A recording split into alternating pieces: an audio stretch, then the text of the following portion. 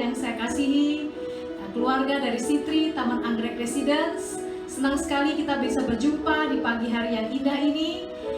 Mari kita merayakan kemenangan dari minggu kemarin. Saya percaya banyak di antara saudara yang ikut dalam ibadah online ini mengalami mujizat dan kebaikan Tuhan. Mari kita siapkan hati kita.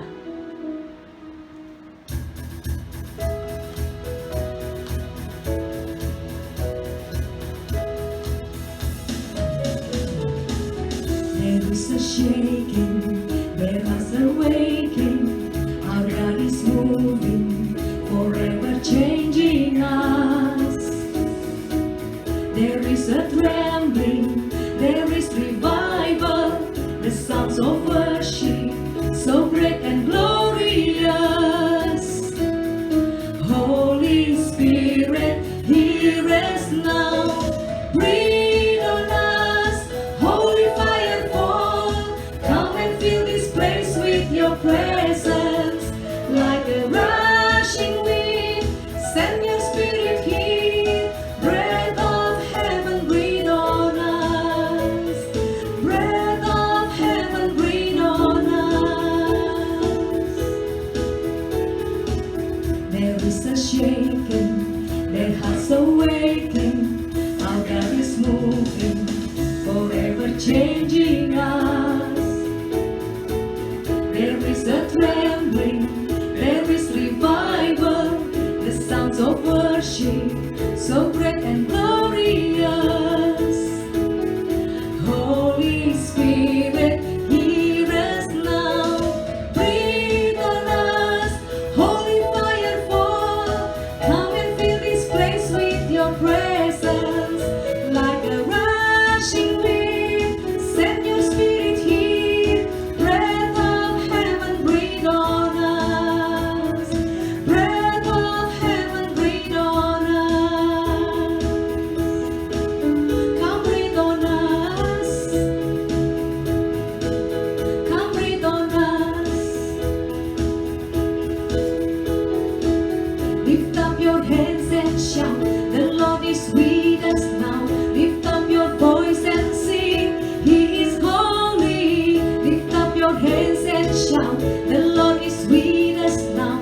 Lift up your voice and sing, He is holy. Lift up your hands and shout, the Lord is with us now. Lift up your voice and sing, He is holy. Lift up your hands and shout, the Lord is with us now. Lift up your voice and sing, He is holy. Breathe on us, holy fire fall. Come and fill this place with your presence. Like a rushing wind, set your spirit here. Breath of heaven, breathe on us. Breathe on us, holy fire fall. Come and fill this place with your presence. Like a rushing wind, set your spirit here. Breath of heaven, breathe on us. Breath of heaven, breathe on us. Come breathe on us. Come breathe on us. Sekali lagi, kita nyanyikan. Lift up your hands. Lift up your hands and shout, the Lord is with us now. Lift up your voice and sing, He is holy. Lift up your hands and shout, the Lord is with us now. Lift up your voice and sing, He is holy. Lift up your hands and shout, the Lord is with us now. Lift up your voice and sing, He is holy. Lift up your hands and shout, the Lord is with us now. Lift up your voice and sing, He is holy.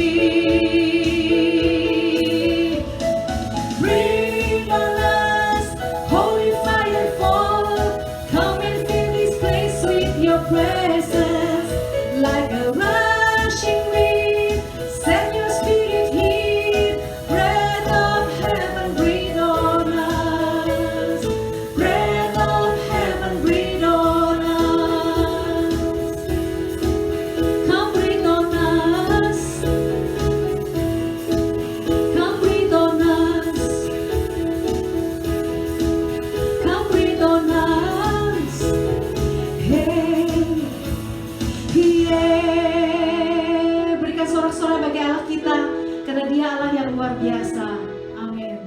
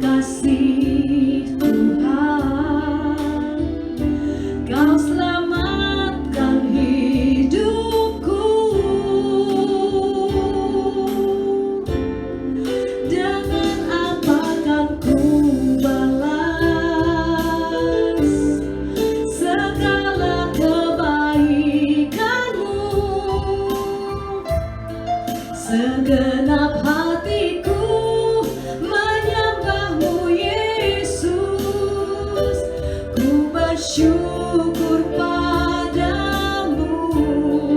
Dengan apa kan ku balas segala kebaikan-Mu? Segenap hatiku menyembah-Mu Yesus, ku bersyukur padamu selamanya.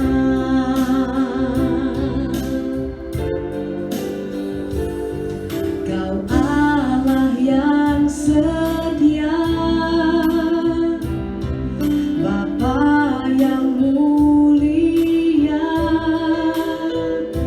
kasih-Mu besar Tuhan. Kau pulihkan hidupku, Kaulah harapanku. Hidupku dalam-Mu, terima kasih Tuhan. Kau selamatkan hidupku. Dengan apa kan ku balas segala kebaikan-Mu? Segenap hatiku menyembah-Mu Yesus, ku bersyukur padamu. Dengan apa kan ku balas segala kebaikan-Mu? Segenap hatiku menyembah-Mu Yesus, ku bersyukur padamu selamanya. Selamanya kami menyembah-Mu Tuhan, kami bersyukur. Kau Allah yang baik, Kau Allah yang setia, tiada yang seperti Engkau Tuhan. Haleluya, haleluya. Kau Allah yang besar dan ajaib.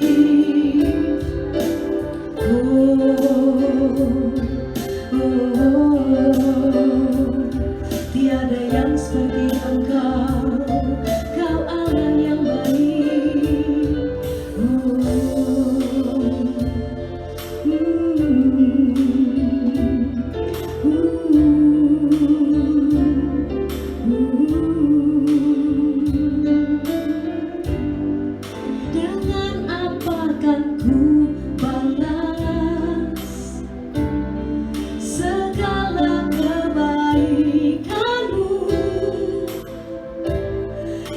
Segenap hatiku menyembah-Mu Yesus.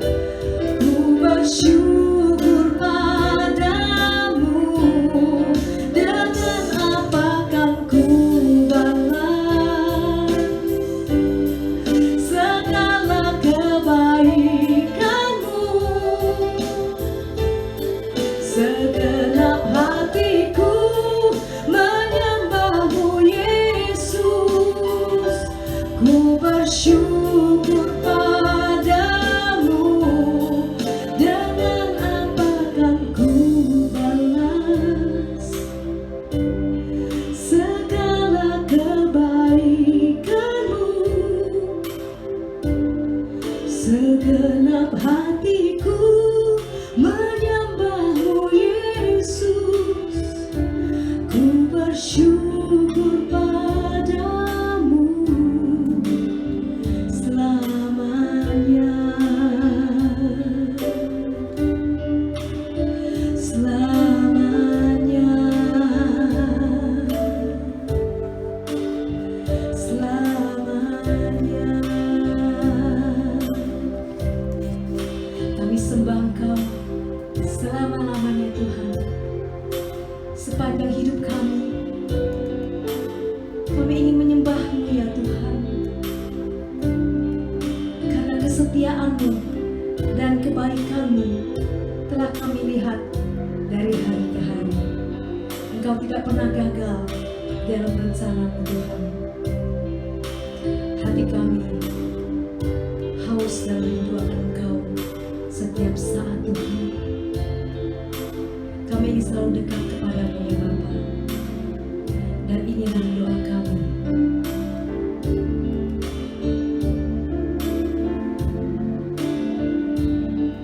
Thank you Lord.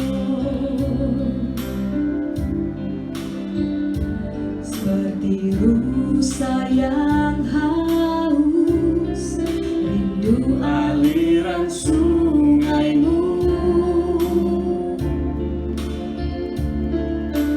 Hatiku tak tahan menunggu-Mu.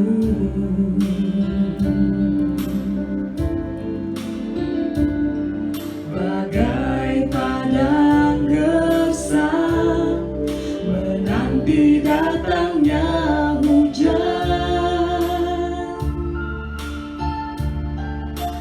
Begitupun jiwaku Tuhan. Hanya Engkau pribadi yang mengenal hatiku. Tiada yang tersembunyi bagi-Mu. Seluruh isi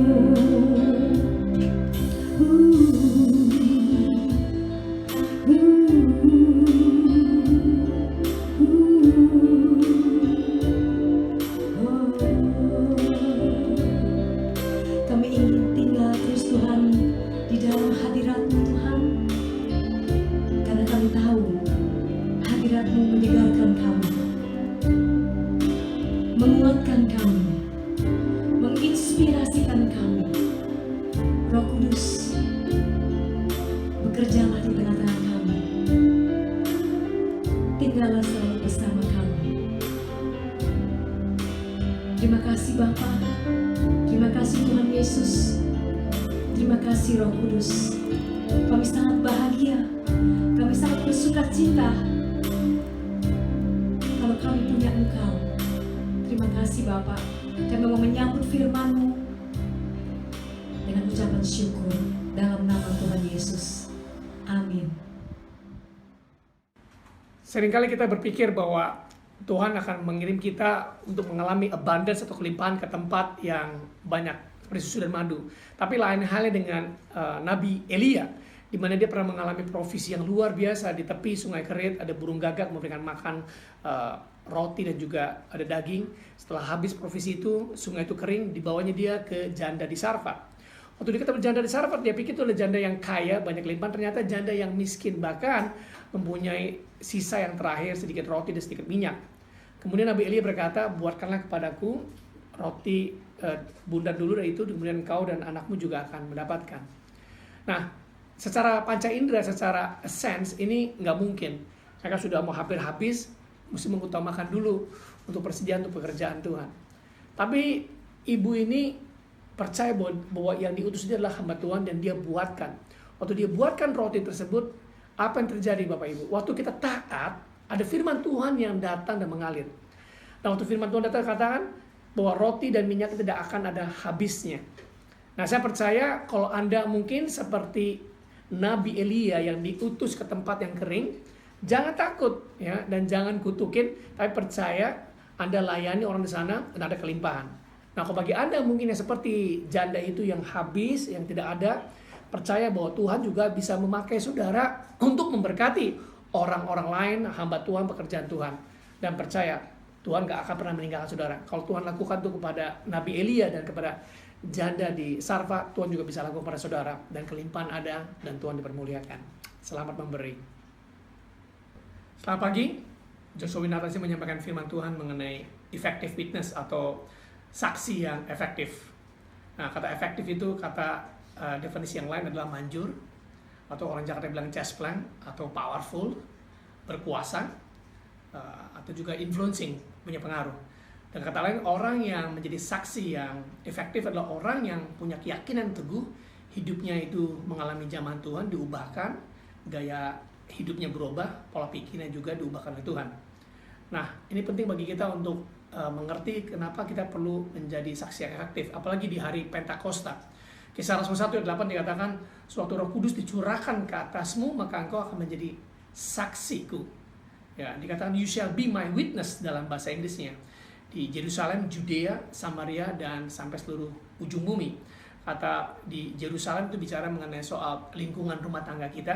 Kita bisa menjadi saksi yang sangat valid, yang sangat berarti di dalam rumah tangga kita. Itu, jadi bagi keluarga kita perlu menjadi saksi yang luar biasa. Kalau seorang anak muda mengalami zaman Tuhan, bertobat, ya dia perlu berubah, karena Tuhan gak pernah memberikan roh ketakutan, tapi roh yang memberikan kasih, kekuatan, dan ketertiban. Salah satu ciri anak muda yang hidupnya dirubah oleh Tuhan, dia hidupnya tertib. Dulu dia tidak suka bangun pagi, jadi suka bangun pagi, nolong, jadi orang tuanya berubah. Saya ingat sekali, waktu saya mengalami Tuhan, zaman Tuhan, hal yang pertama yang saya lakukan setelah saya terima Tuhan Yesus, saya menelpon ibu saya.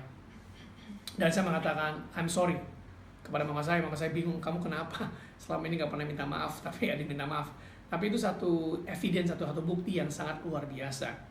Nah, kata witness itu berarti adalah orang yang melihat atau mengalami. Nah, saya pernah datang juga ke tempat pengadilan negeri Jakarta Barat. Bagaimana seorang saksi dipanggil, itu apa yang diucapkan di depan hakim, di depan jaksa, itu sangat powerful. Karena itu bisa meringankan, menghilangkan atau memberatkan. Jadi kesaksian kita ini sangat berkuasa, ya, sangat berarti. Dan saya mau kembali mendorong setiap dari kita untuk jangan malu untuk bersaksi. Itu juga yang Paulus katakan pada Timotius, jangan malu. Jangan seorang pun memandang kau rendah, tapi jadi teladan di dalam perkataan, dalam tingkah laku, ya, di dalam kesucian, dalam apapun yang kau lakukan jadi teladan. Jadi ini penting bagi kita untuk menjadi saksi yang efektif, ya. Dan kembali saya mau terangkan di sini mengenai kata efektif di sini penting untuk kita mengerti. Kalau kita nggak mengerti akan efektif, kita kita hanya mengucapkan perkataan tapi tidak ada kuasanya. Sama seperti kayak orang-orang Farisi atau Saduki, banyak mempelajari firman Tuhan, tapi firman Tuhan tuh nggak merubah. Nah, hal yang pertama kita mesti menyadari bahwa perkataan kita ini diurapi oleh Tuhan. Maksudnya apa diurapi oleh Tuhan? Itu ada kuasa Tuhan yang mengalir dalam kehidupan kita. Karena salah satu peran Roh Kudus dalam kehidupan kita di dalam Yohanes 14 ayat yang ke-26, waktu Roh Kudus itu datang dalam kehidupan kita, dia akan mengajarkan kita segala sesuatu. Segala sesuatu akan diajarkan Roh Kudus. So Roh Kudus itu adalah teacher. Yang kedua, Roh Kudus itu akan mengingatkan segala perkataan Yesus. Jadi orang yang dipenuhi oleh Roh Kudus, dia akan suka bergaul dengan Tuhan Yesus. Dia akan suka bergaul dengan Allah. Dia kehidupannya berubah. Perkataan yang dulu sumpah serapah diubahkan. Jadi lagi nggak ada perkataan kotor, tapi perkataan itu memuji menyembah Tuhan. Jadi seperti apa yang dikatakan dalam Amos 3 ayat 3, berjalankah dua orang bersama-sama jika belum ada kesepakatan. Nah, saudara bisa berjalan bersama dengan Tuhan. Saudara bisa ngobrol sama Tuhan di dalam mobil, saudara bisa ngobrol sama Tuhan dalam ruangan kerja, ya. Nggak usah teriak-teriak, tapi bisa di dalam hati. Karena suara Tuhan itu suara yang kecil, the inner small voice. Itu dijabarkan waktu Nabi Elia itu mengalami frustrasi. Tapi Tuhan itu bukan datang di dalam gempa bumi, bukan di dalam api, ya, bukan di dalam badai, tapi Tuhan datang di dalam inner small voice. Nah, saya percaya setiap dari saudara itu perlu untuk menenangkan, ya, panca indera kita, perlu menenangkan jiwa kita. Seringkali emosi kita ini bisa naik turun. Sebab kalau kita mendengarkan suara panca indera kita atau emosi kita sulit untuk mendengarkan suara Tuhan. Nah, suara Tuhan itu perlu kita dengar. Kenapa? Sebab kalau suara Tuhan terdengar, suara Roh Kudus terdengar, suatu kita dipenuhi oleh Rohnya dan kita mau bergaul, dan dia mengingatkan akan perkataan Yesus, itu perkataan yang hidup. Nah, Yohanes 6 ayat yang 63 dikatakan, Yesus mengatakan bahwa perkataan-perkataan yang kuucapkan kepadamu adalah roh dan kehidupan. Jadi suatu saudara bersekutu sehari-hari dan mendengar perkataan yang hidup dari Tuhan, dan saudara itu, saudara arami, ya, saudara ucapkan, dan saudara ucapkan itu seperti saudara itu makan firman Tuhan itu, dan firman Tuhan itu masuk ke dalam hati saudara dan mengambil tempat di situ dan bertumbuh seperti pohon, dan pada waktunya memberikan buah, pada waktunya itu saudara ucapkan, itu akan bring forth, itu akan membawa, membuka atmosfer, ya. Jadi apapun yang Allah ingin lakukan bagi saudara, sebenarnya sudah dilakukan. Allah kita sangat luar biasa. Jadi kalau kita mau Tuhan melakukan dalam firman kita, sebenarnya sudah tertulis itu di dalam Alkitab. Cuma kita nggak tahu yang mana. Ada banyak janji Tuhan. Ada 8.000 janji Tuhan. Nah, kita nggak bisa sembarangan hanya quote ini, quote itu, ngucapin ini, ngucapin itu, menghafal tanpa mempercayainya. Nggak bisa. Jadi bagaimana firman Tuhan yang kita ucapkan itu bisa berkuasa? Firman Tuhan yang hidup, yang saudara dengar di waktu saudara berjalan bersama dengan Tuhan. Apakah itu pada saat teduh, atau pada saat saudara bekerja. Kalau saudara rindu dengan Tuhan, Tuhan juga lebih dari rindu untuk bergumul, untuk ngomong dengan saudara dan mengucapkan. Dan saudara perlu yakin sepenuhnya bahwa sewaktu saudara mengerami, saudara pregnant, saudara hamil, ya, keluar pohon itu keluar buahnya, itu membawa, itu menimbulkan, karena kata apa maksudnya creation itu dikatakan di situ sudah hal yang pertama, the word itu didesain itu bukan untuk komunikasi tapi untuk to bring forth, untuk membawa ciptaan. Jadi suatu Adam dan Hawa itu diberikan tugas oleh Tuhan untuk memberikan nama, Tuhan menyetujui. Jadi bukan terserah Tuhan tapi terserah kita. Nah, dengan kata lain, we are our own prophet for our life. Kita ini adalah nabi bagi diri kita sendiri. Maksudnya apa, Pastor? Maksudnya kita ini adalah apa yang kita ucapkan. Itu sebabnya jangan sembarangan dengan apa yang kita ucapkan. Kita mesti mengucapkan apa yang Tuhan ucapkan. Nah, kalau kita mengucapkan hanya apa adanya, itu belum tentu sejalan dengan apa yang firman Tuhan katakan. Karena ada sistem yang lebih tinggi di bumi ini, yaitu sistem rohani, yaitu sistem iman. Nah, iman itu bisa datang kalau kita ini mengucapkan firman Tuhan, kalau kita bersekutu dengan Tuhan. Kalau kita dipenuhi oleh Roh Kudus dan bersekutu dengan Tuhan, maka firman itu adalah firman yang now, firman yang rema, sangat luar biasa sekali. Yesaya 55 ayat yang ke-15 dikatakan bahwa setiap firman yang diucapkan oleh Allah gak akan pernah kembali dengan sia-sia. Dan sangat menarik sekali, yang Yesaya 55 dikatakan, He shall not return void. Jadi firman itu dianggap sebagai he, pribadi, bukan it. Tapi firman itu pribadi. Firman itu adalah Allah, dan firman itu bersama dengan Allah, dan firman itu adalah Allah sendiri. Jadi Anda lihat, kalau Anda senang bergaul dengan Allah, maka Allah akan menyatakan dirinya itu melalui firman yang hidup. Firman itu yang akan menjadi dasar iman kita. Nah, saya percaya orang-orang yang dipenuhi Roh Kudus itu akan menjadi saksi yang sangat luar biasa. Nah, seringkali kita berpikir ya hanya mengucapkan saja kesaksian, tapi nggak ada kuasanya. Nah, saya percaya akan kalau kita menjadi saksi, itu saksi yang efektif, saksi yang berkuasa, yang bisa mempengaruhi orang. Seperti Stefanus di dalam Kisah Rasul 7, waktu dia bersaksi itu orang-orang sampai menutup telinganya karena dia tahu apa yang dia yakini, dia ucapkan, dan itu banyak menusuk banyak orang. Nah, saya tutup dengan sebuah kisah sangat luar biasa, ya, 3 budak Ibrani, yaitu Sadrak, Mesak, dan Abednego. Dan pada saat itu Raja Nebukadnezar itu memberikan perintah untuk seluruh itu raja yang besar yang memerintah, ya, di daerah timur pada saat itu, conquering, termasuk daerah Israel juga dikuasain. Dan budak Ibrani ini diangkat, diambil, dan di situ Raja Nebukadnezar membuat patung emas dan memberi perintah pada saat ada bunyi musik, semua puji-pujian dibunyi, seluruh penduduk di negeri itu mesti menyembah patung emas itu. Tetapi Sadrak, Mesak, dan Abednego tidak mau menyembah patung, dia hanya menyembah Yehova, Allah Israel, Elohim, dan diketahui oleh orang Kasdim dan dibawanya. Dan saudara perhatikan Daniel 3 ayat yang ke-16 sampai 18. Dan Anda lihat orang yang bergaul dengan Allah bicara seperti Allah. Bicaranya mengucapkan apa yang Allah ucapkan. Dan dia mengatakan Daniel 3 ayat yang ke-16, dia berkata, Allah kami yang kami puja sanggup mengeluarkan kami dari dapur perapian. Karena pada saat itu bagi orang yang gak menyembah akan dimasukkan dalam dapur perapian. Dan ayat yang ke-17 juga mengatakan, ayat 18, kalaupun Allah kami itu tidak menyelamatkan kami tidak akan menyembah kepada patung dewa Tuhan.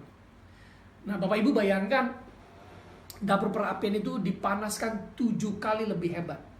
Sampai-sampai penjaga, itu orang tentara yang membawa Sadrak, Mesak, dan Abednego sampai mati kesambar api itu. Bisa bayangkan itu berapa ribu derajat Celcius panasnya.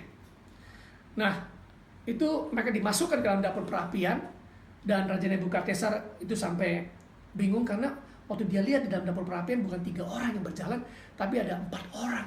Dan orang yang keempat ini mukanya seperti anak Allah, yaitu Yesus sendiri. Firman yang hidup menyertai mereka, melindungi mereka. Yesaya mengatakan kalau engkau melewati sungai engkau tidak akan tenggelam, kalau engkau melewati dapur perapian engkau tidak akan terbakar. Bapak Ibu, firman Tuhan itu bisa melindungi kita. Waktu kita ini bergaul erat dengan Allah dan firman Tuhan terpegang, itu menjadi saksi yang luar biasa. Waktu mereka dikeluarkan dan Raja Nebukadnezar itu sangat amazed, semua orang dikumpulkan di situ, para petinggi, para bupati, dan mereka melihat, dan akhirnya Raja Nebukadnezar itu dipengaruhi dan membuat dekret, membuat maklumat. Barang siapa yang menghina Allahnya Sadrak, Mesak, Abednego, dikatakan akan dipenggal-penggal dan rumahnya akan dihancurkan. Bapak Ibu, Sadrak, Mesak, dan Abednego menjadi saksi yang efektif karena mereka bergaul dengan Allah dan mereka dipenuhi dengan Roh Allah. Demikian juga dengan Daniel, ini teman-temannya Daniel, teman-teman komsel ya, teman-teman kelompok selnya Daniel. Itu luar biasa sekali. Jadi kita ini adalah nabi bagi diri kita sendiri, sama seperti Mika 5 ayat 2. Mika itu adalah seorang nabi, seorang sihir, seorang pelihat. Nah, dia melihat dari Bethlehem Efrata akan keluar juru selamat. Dia the savior will be born. Jadi dia hanya mengucapkan apa yang dia lihat. Seorang saksi itu hanya mengucapkan apa yang dia lihat. Bapak Ibu, kita mesti mengucapkan apa yang kita lihat. Kita nggak boleh menampik atau menunda. Nah, kalau kita melihat ya apa yang kita gauli, kita datang sama Tuhan, itu akan jadi powerful sekali. Kesaksian kita itu bisa merubah orang. Nah, saya berdoa di hari Pentakosta ini, setiap dari kita menjadi saksi yang efektif, bisa mempengaruhi bukan ketakutan, tetapi membawa damai sejahtera bagi negara bangsa Indonesia. Sementara orang pada ketakutan, percayalah terang Tuhan telah terbit atasmu. Mazmur 112 mengatakan bahwa berbahagialah orang yang takut akan Tuhan, bahwa anak cucunya akan perkasa di bumi, dan harta dan kekayaan ada pada rumah mereka. Dan terang Tuhan itu muncul pada saat gelap. Mazmur 112 ayat yang keempat. Jadi saya berdoa pada hari ini ya, kepada semua orang-orang yang mendengarkan khotbah pada hari ini, jadilah saksi yang efektif. Dan kita bergaul karib dengan Tuhan, dengan dipenuhi oleh Roh Tuhan. Maka kita akan mendengarkan apa yang perlu kita ucapkan, dan itu sangat sekali efektif dan berpengaruh. Tuhan memberkati.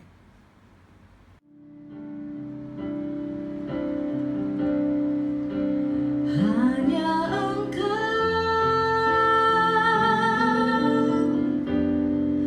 pribadi yang mengenal hatiku, tiada yang tersembunyi bagimu, seluruh isi hatiku Kau tahu, dan bawaku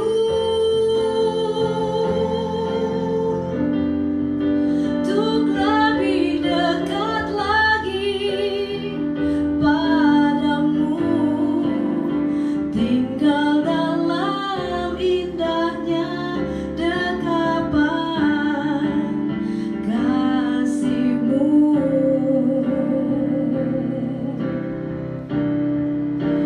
Hanya Engkau,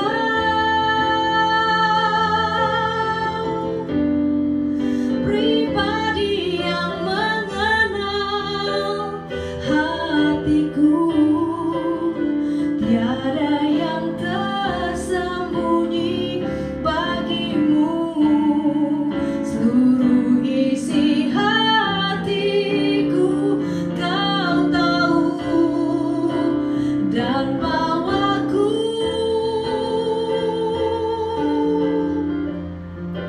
untuk lebih dekat lagi padamu, tinggal dalam indahnya dekapan kasih-Mu.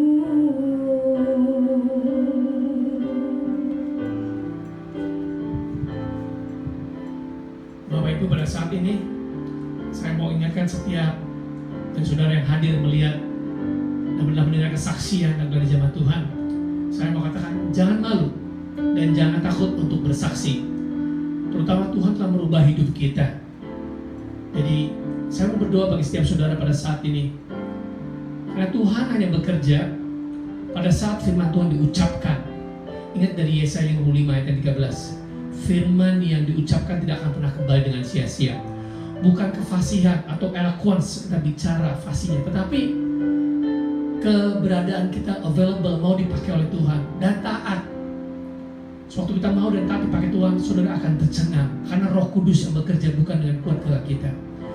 Oleh sebab itu saya mau berdoa bagi setiap saudara pada saat ini, untuk saudara jangan takut dan juga jangan malu. Mari kita berdoa bersama-sama. Bapa di dalam Tuhan Yesus, kami berdoa untuk setiap orang yang menonton, yang menyaksikan pada saat Roh Kudus menjamah, bahwa setiap perubahan yang dalam hidup kami itu berarti. Dan seperti dynamit, seperti kuasa yang diledakkan, yang bisa meledakkan gunung batu oleh TNT dinamit, demikian juga setiap masalah itu bisa dihancurkan oleh setiap perkataan kesaksian yang diucapkan oleh orang yang hidupnya berubah. Bapak kami berdoa di dalam nama Tuhan Yesus pada saat ini, kami berdoa untuk ada roh keberanian dipenuhi setiap orang yang melihat pada saat ini. Saudara taruh tangan saudara pada saat di layar, di dalam Tuhan Yesus. Tuhan menjamah saudara, dicurahkan Roh Kudus pada saat ini. Ada roh keberanian, saudara tidak menjadi takut, tapi saudara menjadi berani di dalam nama Tuhan Yesus. Tuhan memberkati.